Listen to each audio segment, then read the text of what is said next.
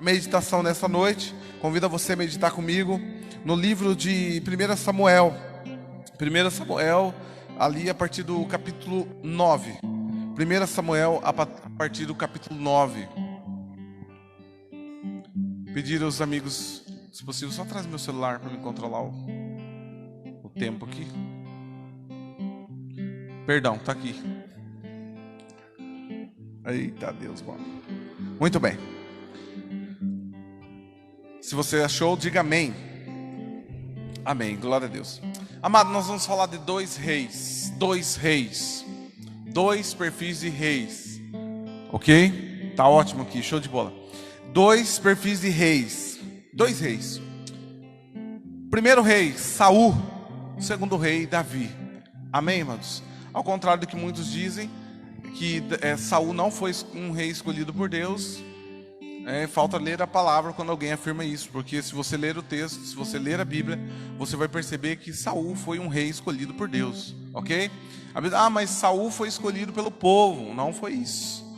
Se você ler o texto, a Bíblia diz que o povo, lá no capítulo 8, ali no versículo 6, a Bíblia diz assim, ó: quando porém disseram, dá-nos, aliás, um pouquinho antes, no versículo 5, e disseram-lhe, tu já estás idoso, e teus filhos não andam em teus caminhos. Escolhe agora um rei para que nos lidere, à semelhança das outras nações. O povo de Israel estava sendo ali liderado por considerado um dos juízes, né? E também um grande homem de Deus, grande profeta, sacerdote de Deus naquela época, que era Samuel. Samuel liderava o povo, reinava sobre o povo e fazia com que eles seguissem a orientação. E uma coisa que chama a atenção é que Samuel, ele tinha filhos, porém os filhos deles não andavam no caminho do Senhor, a ponto que eles não poderiam, não tinham a possibilidade de assumir este comando. Depois que o povo percebe que Samuel então está ficando velho, está próximo de partir, ou seja, de morrer, o povo fala, olha, nos dê um rei. E um detalhe importante nesse pedido de rei é que o povo olha nações do lado em volta e percebe que as nações existem rei. O povo de Israel não tinha uma monarquia, não tinha, o sistema deles era diferente. Então eles pedem, olha, assim como as nações ao nosso entorno, nos dê um rei. Nos dê um rei. A Bíblia diz que Samuel, ele vai então consultar a Deus. Samuel, ele fica, a Bíblia diz aqui, olha como Samuel lida com a situação. No versículo 6. Quando, porém, disseram, no capítulo 8, versículo 6. Quando, porém, disseram, dá-nos um rei para que nos lidere, isso desagradou a Samuel. Então ele orou ao Senhor, e o Senhor lhe respondeu. Olha só, amados. E o Senhor lhe respondeu, atenda a tudo que o povo está lhe pedindo. Não foi você que o rejeitaram, foi a mim que rejeitaram como rei. Então assim, o povo não estava contente com aquilo que Deus tinha proposto, que era Samuel liderar o povo. O povo então, eles estavam olhando, como diz o outro, estavam olhando para a grama do vizinho, vendo que era mais verde, e falando, olha, nós queremos aquilo lá. E Deus atende o pedido do povo. Lá no capítulo 9, agora sim, nós começamos a falar um pouco sobre Saul. A Bíblia diz que havia um homem de Benjamim rico e influente, chamado Quis, filho de Abiel e neto de Azeror, bisneto de Becor e trisneto de Afia. Ele tinha um filho chamado Saul, jovem de boa aparência, sem igual entre os israelitas. Os mais altos batiam nos seus ombros. Saul, amados, aqui está falando um pouco da característica de Saul. Saul, ele vinha de uma família rica, alguém que se destacava na sociedade, era um cara com um perfil diferenciado, um cara muito bonito, um cara muito alto, tinha um perfil de rei. E ele, a Bíblia diz que, olha, um jovem de boa aparência, sem igual entre os israelitas. Só para você ter uma ideia, os mais altos batiam em seus ombros. O cara era fera. Como tem homem bonito na Bíblia, né, mas misericórdia. No último culto a gente falou sobre José, né? E hoje, né, vocês homens, você vai falar assim, eu sou o homem bonito da minha geração. Amém, mas você crê nisso? Acredite, hein? Ouça aí um pouco do louvor de Jamile, né? Acredite. Amados, Saul, ele tinha um perfil de rei. Ele tinha uma característica que chamava a atenção. Só que a Bíblia diz mais sobre Saul. que depois que Deus compreende que Saul seria o perfil do rei, ele poderia ser, a Bíblia diz que lá no versículo 16 diz assim, do capítulo 9 diz assim: amanhã por volta desta hora enviarei você um homem da terra de Benjamim, unja-o como líder sobre Israel, o meu povo, ele libertará o meu povo das mãos dos filisteus. Atentei para o meu povo, pois o seu clamor chegou a mim. Quando Samuel viu Saul, o Senhor lhe disse: este é o homem de quem lhe falei, ele governará o meu povo. Então, aqui para derrubar todas as tentativas de dizer que Saul não foi alguém escolhido por Deus, está aqui. Deus orienta Samuel a ungí-lo. Saul era alguém sim escolhido por Deus. Ele tinha a característica de modo que Deus, em resposta para o povo, entendeu que Saul era a resposta para o povo. Saul, ele foi nomeado para ser o libertador do povo, para ser o rei de guerras, para defender o povo, para liderar as grandes batalhas em favor do povo de Deus. Lá no capítulo 10 nós vamos ver que Saul, ele é ungido a rei. Lá no capítulo 1, na parte B do texto, diz assim: o Senhor o ungiu como líder da herança dele. Hoje, quando você partir, aí logo em seguida, aliás, no capítulo 1, capítulo 10, versículo 1, diz assim: Samuel apanhou um jarro de óleo, derramou sobre a cabeça de Saul e o beijou, dizendo: o Senhor o ungiu como líder da herança dele. Amém, amados? Oficializado o rei. A Bíblia diz que depois que Saul, ele assume esse papel então de rei, ele então começa a liderar o povo e a organizar o povo, levantar alguns soldados e começa então a fazer com que a nação de Israel seja vitoriosa. Ele realmente era um cara de guerra. No capítulo 10, a Bíblia diz ainda, aliás no versículo 11, Deus dá vitórias para Saul. Deus dá vitórias para Saul. Saul, ele então, liderando o povo, ele era um rei de sucesso. Vencia todas as guerras, vencia todas as vitórias, aliás, todas as lutas. A ponto de que depois que começa uma sequência de vitórias, a Bíblia diz lá ainda no capítulo 11, no versículo 14, diz assim: então Samuel disse ao povo: venham, vamos a Gigal e reafirmamos ali o reino. Assim todo o povo foi a Gigal e proclamou Saul como rei na presença do Senhor. Ali ofereceu sacrifício de comunhão ao Senhor, e Saul e todos os israelitas tiveram momentos de grande alegria. Saul era confirmado devido à atitude, algumas posturas que ele toma. Ele era confirmado o tempo todo como um homem escolhido por Deus para ser o rei. Estava tudo muito bem, obrigado. Só que a Bíblia diz que lá no capítulo 13, Samuel surpreende Saul, porque Saul, depois de diversas lutas, vitórias à frente, estava tendo sucesso. A Bíblia diz que Saul recebe uma orientação de Deus sobre uma luta específica, sobre um povo específico. No capítulo 13, a Bíblia diz assim: Saul tinha 30 anos de idade quando começou a reinar, e reinou sobre Israel 42 anos. Saul escolheu 3.000 homens de Israel, 2.000 ficaram com ele, Micais, em Montes de Betel, a 1.000 ficaram com Jonatas em Gibeá, e Benjamim, o restante dos homens, ele mandou de volta para as suas tendas. A Bíblia diz que tinha um povo, estava prestes a acontecer uma grande batalha. Esse povo estava, olha só, amados, no versículo 6, diz assim: eles estavam prontos para acontecer a batalha, estava tudo ok.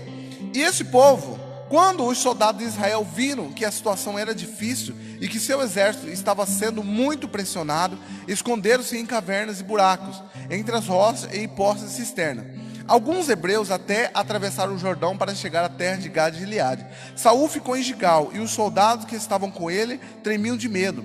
Ele esperou 7 dias e o prazo estabelecido por Samuel, mas esse não chegou a Gigal. Olha só, amados, ele recebe uma orientação que ele tinha que atacar um povo.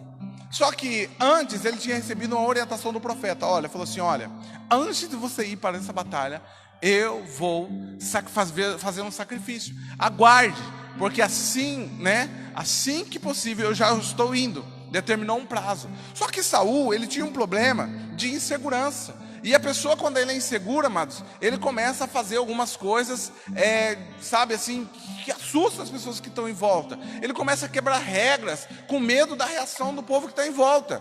Então, por exemplo, quando ele estava ali, o que acontece? As pessoas, os soldados começam a ficar com medo, porque eles estavam apreensivos, com medo da situação que estava prestes a acontecer, que era uma luta, eles não se sentiam prontos ou preparados. Eles estavam aguardando essa unção.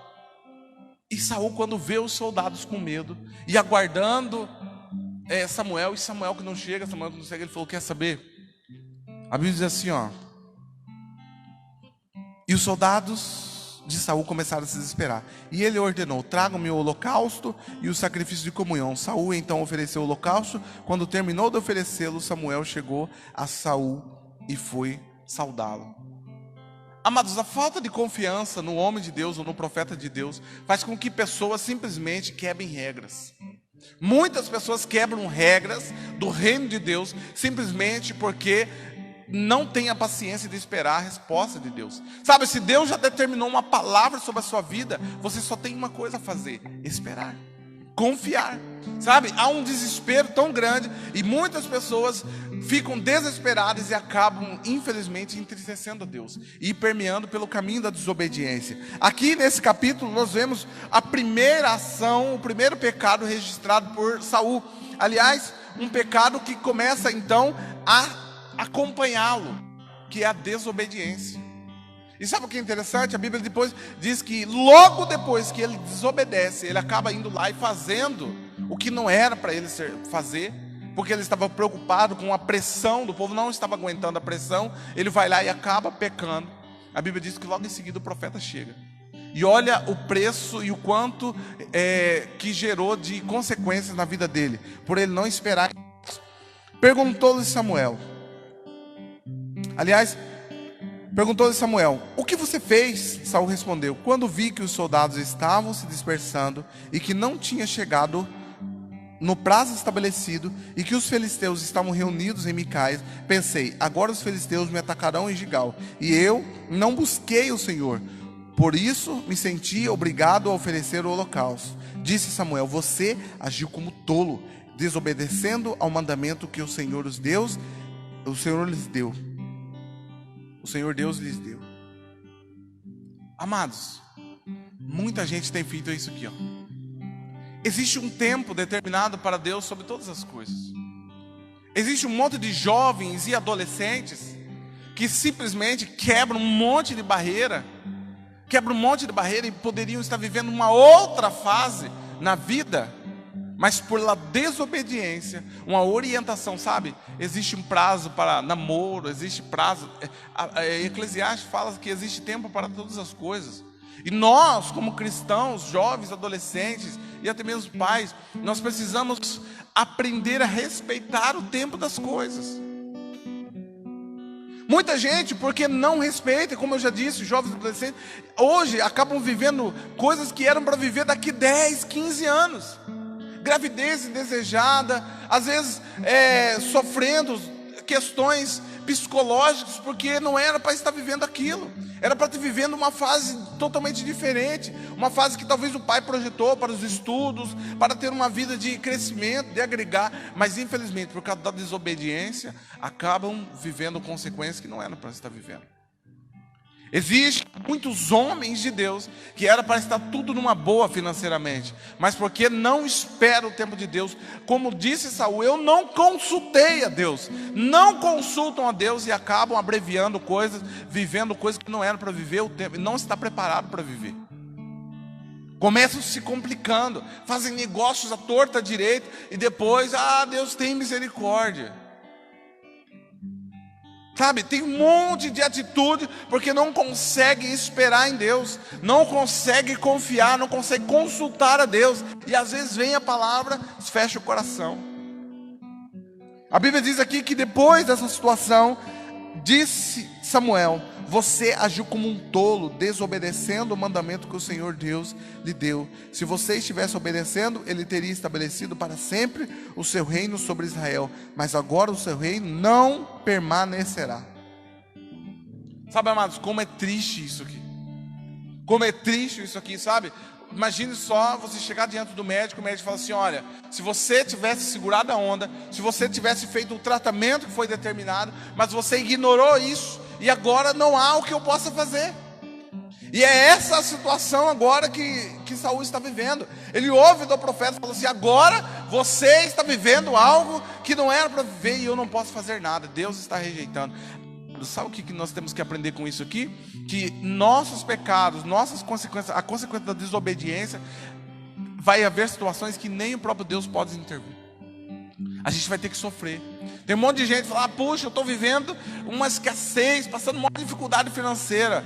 Mas por que quebrou o princípio? Tem dificuldade em ser fiel ao Senhor, fica fazendo compromisso que não sabe, não faz cálculo, não pensa, vai agindo à torta direita, empurrando com a barriga, não faz a lição de casa e depois aí fica desesperado, vai ter consequência. Aí depois que entra para o reino de Deus, amados, se você se converteu e conheceu a Cristo, não significa que as dívidas serão quitadas ou que você estará livre da cadeia, porque a consequência, ela bate na porta, ela vai cobrar. E essas consequências às vezes são situações irreversíveis. Amém, amados? Então se atentar o que Deus, sabe, talvez você receba uma orientação, talvez você venha num culto, talvez você vai ouve uma palavra, medita num texto e Deus dá uma orientação: olha, não faça assim, faça assado, faça corretamente. Se você ignorar isso, você pode atrair consequências terríveis para a sua vida. Terríveis. Amém, amados? Ainda um registro de um outro pecado de Saul. Aliás, vem na mesma linhagem, que é um pecado de desobediência. A Bíblia diz, lá no capítulo 15, que o Senhor rejeita novamente Saul. Por quê, amados? Vem uma orientação. Olha a orientação que vem sobre Saul, sobre mais uma guerra. A Bíblia diz assim, olha: castigarei, no capítulo 15, versículo 2. Assim diz o Senhor dos Exércitos: castigarei os amalequitas pelo que fizeram a Israel, atacando-o quando saía do Egito. Agora vão, ataquem os amalequitas e consagrem ao Senhor, para a destruição de tudo o que lhe pertence. Não o poupe, matem homens, mulheres, crianças, recém-nascidos, bois, ovelhas, camelos e jumentos.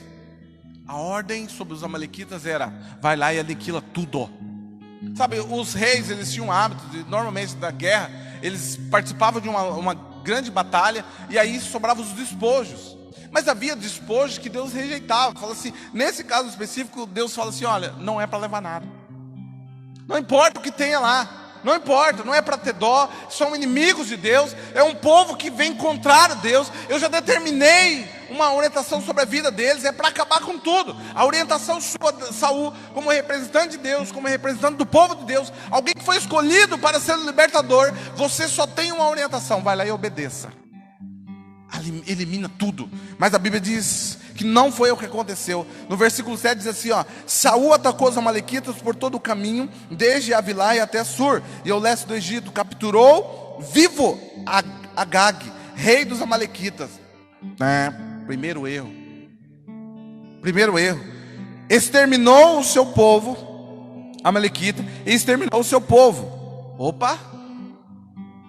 Obedeceu aqui, exterminou o povo. Já tinha errado, segurou o rei vivo, mas tudo bem, eliminou o povo, vamos lá. Mas Saul e o seu exército poupou Agag e o melhor das ovelhas, do bois, os bezerros gordos e os cordeiros. Pouparam tudo o que era bom, mas tudo o que era desprezível e inútil destruíram por completo. Sabe o que eles fizeram? Eu não quero saber o que Deus falou. Esquece a orientação de Deus. Deus vai entender. Deus vai compreender que nós vamos separar só o que é melhor. Vamos desprezar o que é ruim aqui, o que não é legal, vamos desprezar, mas vamos dar atenção agora para que isso aqui Deus vai compreender. Deus vai entender. Porque isso é o melhor que eu estou escolhendo.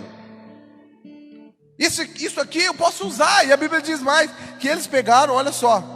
Então o Senhor falou a Samuel: arrependo-me de ter posto Saul como rei, pois ele me abandonou e não seguiu as minhas instruções. Samuel ficou irado e clamou ao Senhor toda aquela noite. De madrugada Samuel foi ao encontro de Saul, mas lhe disseram: Saul foi para o Carmelo, onde ergueu um monumento em sua própria honra, e depois foi para Gigal. Amados, olha a ideia de Saul. Saul já tinha feito errado, já tinha falhado com Deus, já tinha insistido na desobediência. E o que Saul faz ainda? Ele faz um monumento para si, sabe assim? Eu sou o cara. Eu sou bom, eu sou bom, eu sou o cara. Eu sou o cara, vou fazer um monumento para mim aqui, porque eu mandei muito bem. Desobedecendo a Deus e achando que está mandando ver. Infelizmente tem um monte de cristão que acha que está obedecendo a Deus, fazendo o que é certo, fazendo o que é legal, o que é correto, e bate no seu peito, na soberba da vida, e fala assim: eu sou bom, eu estou fazendo o que é correto, o que é certo. Mas o que é certo é certo. O que é certo, amado? O que Deus orienta. Se eu estou contra a palavra, se eu estou contra os valores de Cristo, se eu estou contra aquilo que Deus orientou, eu estou em desobediência. Para Deus não vale nada, é desprezível. A Bíblia diz que depois de madrugada Samuel foi ao encontro de Saul. Aliás, lá no versículo 13, quando Samuel encontrou Saul, Saul ainda disse: o Senhor te abençoe. Eu segui as instruções do Senhor. Olha só, amados, olha o que Saul diz: quando Samuel encontrou Saul, o Senhor te abençoe. Eu segui as instruções do Senhor. Esse aqui é o típico cara de pau. Ele peca e chega na igreja, dobra o joelho aqui, chora, rola, grita, sapateia e fala: Deus, como eu te amo. Como é bom te obedecer, como é bom te servir, porque eu te amo, porque eu te quero. Eu não sei. Ai, meu Deus, Deus é bom.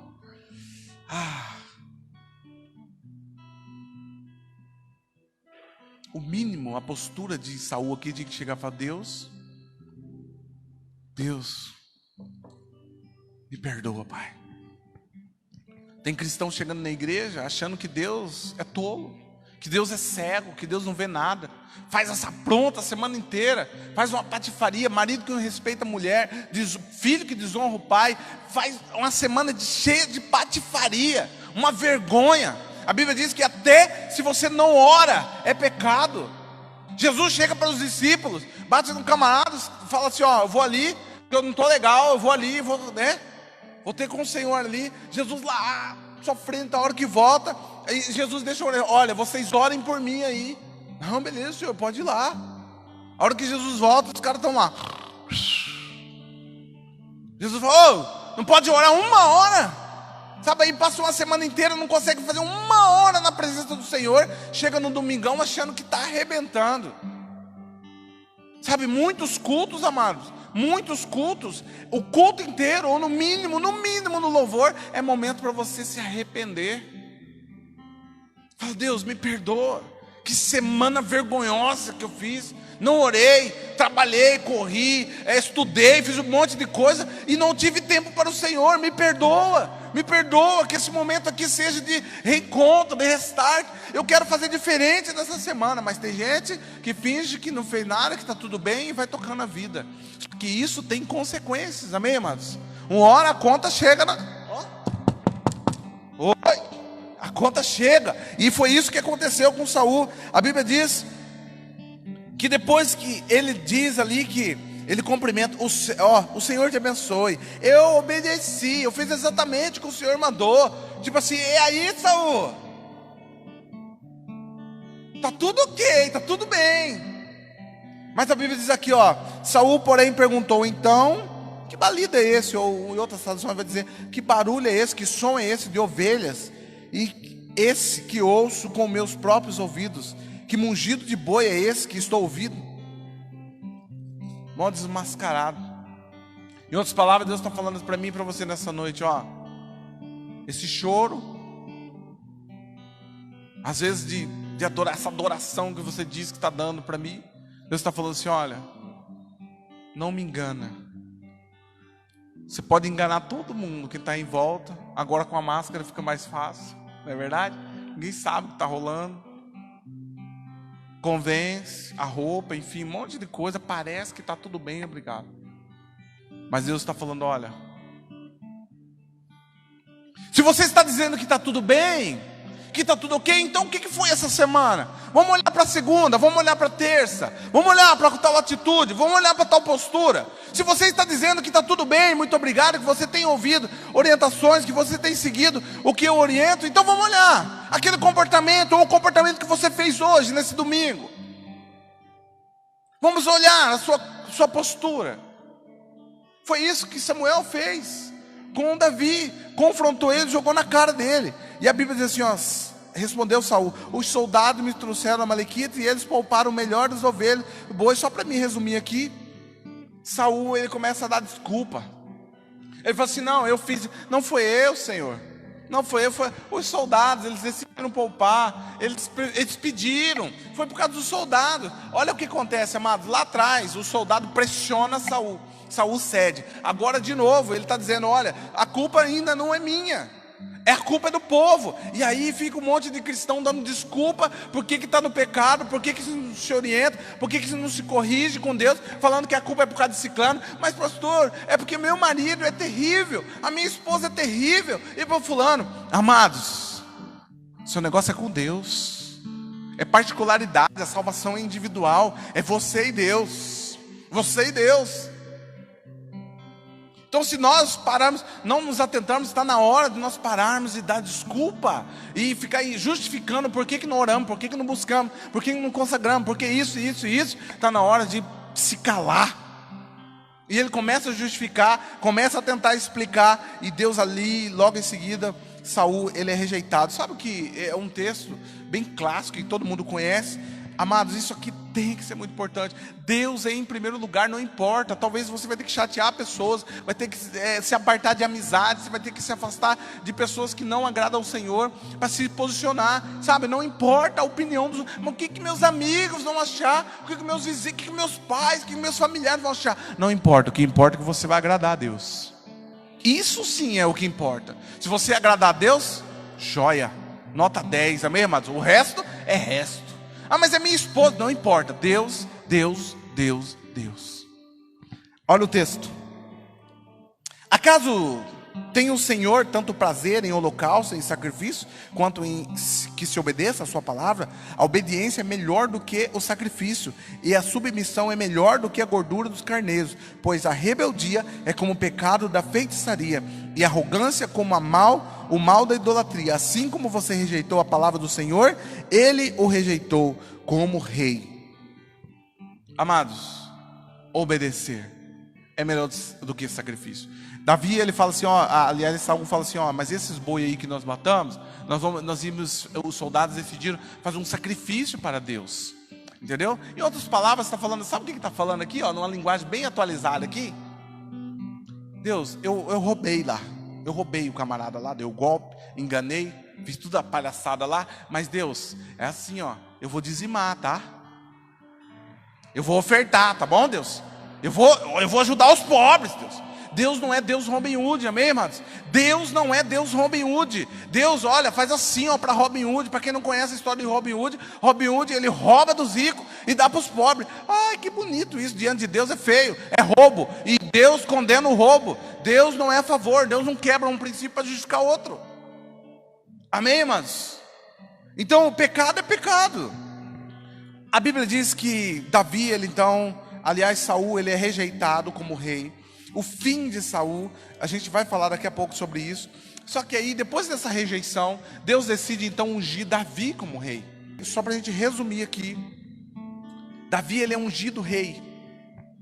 Já pulando lá na frente, aliás, um pouquinho antes. Depois que ele é ungido ali, rei, isso fica em off. Até que acontece o fato entre Davi e Golias. Quem conhece aqui a história de Davi e Golias? Davi, enfrenta o gigante, ele reconhece ali a grandeza de Deus e o quão pequeno era aquele gigante diante do Deus dele, então derrota ele com as pedrinhas, todos já sabem. A Bíblia diz que depois disso, lá no capítulo 17, a Bíblia diz que Davi, ele é amado pelo povo. Capítulo 17, versículo 6, diz assim,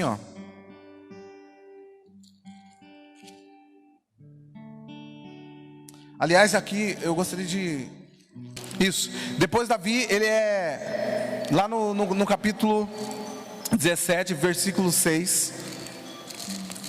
Que estiver acompanhando aí. Aliás, é 18, tá bom, amados? Perdão aqui. Quando os soldados voltavam para casa, depois que Davi matou os filisteus, as mulheres saíram de todas as cidades de Israel ao encontro do rei, com cânticos e danças, com tamborins, com músicas alegres, instrumentos de 3 cordas. As músicas, as mulheres dançavam e cantavam. Saul matou milhares e Davi dezenas de milhares. Amados, aqui Davi já tinha sido abraçado por Saul, né, porque ele vinha se destacando depois que ele mata o gigante. Saul então cumpre o compromisso, né, e entrega a sua filha Mical. Nós já falamos sobre isso aqui na palavra. E depois, amados, depois que isso acontece, Davi, então ele começa a ser honrado pelo povo. E o povo, só que isso, alguém que é rejeitado por Deus, que é inseguro, vive um estilo de vida de desobediência, quando Deus honra alguém, o cara, o que ele faz em vez de se alegrar? A Bíblia diz que Davi então começa a odiar, olha só, e ele começa a ter medo. No versículo 8 diz assim, ó: Saul ficou irritado com esse refrão e aborrecido disse: atribuíram a Davi dezenas de milhares, mas a mim apenas milhares. O que mais falta senão o reino? Daí em diante Saul olhava com inveja para Davi. Saul vem de um comportamento de caído, uma postura que desagrada a Deus. Só que agora tem alguém que agrada a Deus. Amados, muita gente faz exatamente isso aqui. Ao invés de buscar um conserto com Deus, um arrependimento e um alinhamento, eles começam a observar e começam a odiar pessoas que amam a Deus e estão vivendo experiências com Deus, sabe? Tem pessoas, eu já vi isso claramente, e eu já oriento para você: evite falar de suas experiências com Deus perto de pessoas que não compreendem você, pessoas que não oram e nos torcem. Tem pessoas que quando você conta uma experiência: nossa, ontem eu vi a face de Deus. Sei. Por quê? Porque não está vivendo, já não tem mais essa intimidade, fecha o coração e rejeita as pessoas, sabe? Fica chateado, fica magoado, fica por causa da inveja. Por quê? Não está tendo um relacionamento com Deus. A maioria das vezes, quando as pessoas ficam irritadas, quando alguém conta uma experiência com Deus, normalmente fala: ah, não sei não, hein? Aquele lá falou que teve experiência, essa vida dele aí, não sei não se teve experiência com Deus. Normalmente, essa pessoa que fala isso tem uma vida toda desgraçada com Deus. Não perdoa, duro de coração, não se arrepende, dificilmente se conserta com Deus. Mas a Bíblia diz que esse embate entre Saul e Davi não ficou nada bom para Saul. Saul, ele perde todos os embates. Davi, aliás, a Bíblia diz que Deus coloca várias vezes a vida de Saul na mão de Davi, e Davi decide não matá-lo. Só que a Bíblia diz mais sobre esse grande homem de Deus. Davi era alguém que agradava a Deus, alguém segundo o coração de Deus. Mas o que fazia Saul, aliás, Davi, ser um homem segundo o coração de Deus? Para fechar aqui, amados, esse raciocínio, se você ir lá em 2 Samuel, no capítulo 12, a Bíblia vai registrar um fato. Davi, ele é confrontado, depois no versículo 11, ele comete um pecado de adultério, assassinato, uma série de coisas, e ele então desagrada a Deus. Só que a Bíblia diz que no capítulo 12 ele é confrontado diante desse pecado. E quando Davi é confrontado, a Bíblia diz que o profeta Natan chega diante de Davi e fala: olha, Davi, existe um caso em que um cara era muito rico, ele tinha muitas ovelhas e ele tinha a possibilidade, né? Ele era muito mais rico do que o seu vizinho. O seu vizinho só tinha uma ovelha, e essa ovelha dormia com ele. Pra você ter uma ideia, era muito íntima, era tudo que ele tinha, era muito valorosa. Só que chegando alguém de fora para visitar esse rico, o rico, ao invés de pegar das muitas ovelhas que ele tinha, ele vai lá e pega a única que o vizinho dele tem, mata. Aí Davi fica irado: mas quem é esse cara? Me fala quem que é, que eu vou matar esse cara, eu vou eliminar esse cara.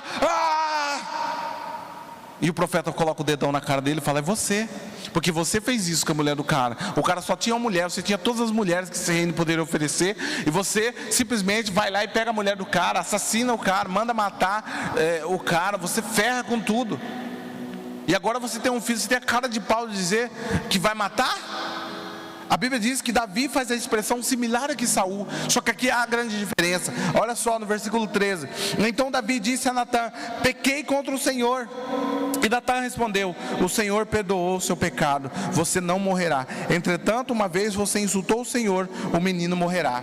Esse filho que tinha sido gerado tem uma condenação de morte por causa da atitude de Davi. A Bíblia diz que Davi, ele então começa a orar. Davi, ele não tenta se explicar. Davi não tenta, diferente de Saul, ele não tenta justificar o pecado. Davi, ele não fica colocando culpa nas pessoas. Davi não faz nada disso, ele só se arrepende. A Bíblia diz que Davi então começa, no versículo 16, diz: Davi implorou a Deus em favor da criança. Ele jejuou entrando em casa, passou a noite deitado no chão. Os oficiais do palácio tentaram fazê-lo levantar do chão, mas ele não quis, se recusou. 7 dias depois a criança morreu, e os conselheiros de Davi ficaram com medo de dizer que a criança estava morta.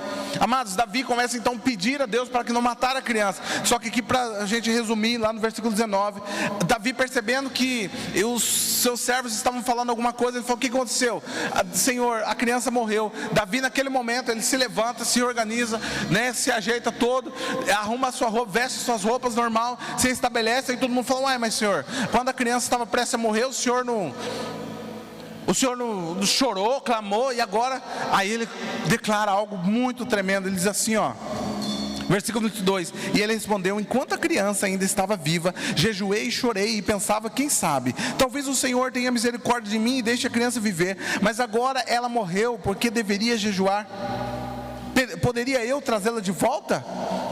Eu irei até lá, mas ela não voltará para mim. Depois Davi consolou a sua mulher Betseba e deitou-se com ela, e teve um menino a quem deu o nome de Salomão. Amados, olha depois dessa atitude de Davi, a Bíblia diz assim, ó: o Senhor o amou e enviou o profeta Natã com uma mensagem a Davi, e Natã deu ao menino o nome de Gedidias. Sabe o que acontece aqui, amados? Davi, ele não fica com conversinha. Ele, sendo o homem de Deus, e faz ele ser um homem segundo o coração de Deus. Pode ficar em pé nessa noite. Fique em pé, porque a gente já vai orar. A Bíblia diz que Davi, ele se arrepende, ele se reposiciona, ele entende que a criança, quando morre, já não há o que fazer. E sabe qual que é a compreensão de Davi aqui? Se Deus fez, está bem feito. Diferente de Saul, ele já tinha recebido uma palavra de rejeição. Você acha que Saul estava buscando arrependimento? Saul estava preocupado com a imagem que o povo ia pensar. Davi não se preocupou. Davi foi para o chão, foi orar, foi jejuar. As pessoas confrontaram: não, levanta daí, Davi, não precisa. O que importava para ele é o que Deus pensava. E depois que ele ficou sabendo a resposta, como confirmação, a criança, quando morre, confirma no coração de Davi que Deus já tinha tomado uma decisão. Não há o que fazer. E ele toca a sua vida. Nesta noite, amado, Deus está provocando eu e você a escolhermos um perfil. Quem você gostaria de ser? Quem você quer ser? Davi ou Saul? Aquele que simplesmente fica dando desculpa e justificando, dizendo que foi uma boa ação. Sabe aquilo que você diz: ah, mas foi para ajudar. Mas foi, se está pecando, se está contra Deus, se não agrada a Deus, se entristece, se vai contra isso aqui, ó, a palavra, a única coisa que você deve fazer é rejeitar. Sai fora enquanto dá tempo. Arrependa-se enquanto dá tempo. Se conserta com Deus enquanto dá tempo, porque depois pode ser tarde demais. Eu gostaria que você orasse nessa noite, falasse com Deus. Se há alguma atitude, alguma postura na sua vida que você tem agido como Saul e não como Davi, eu gostaria que você falasse com Deus. Fala: Deus, me ajuda a me consertar, me ajuda a me alinhar, me ajuda a ser diferente. Diante dessa palavra há uma disposição no meu coração em fazer diferente. Pai, em nome de Jesus, fale com teus filhos nessa noite. Fale com o Senhor, fale com o Senhor, fale com o Senhor nessa noite.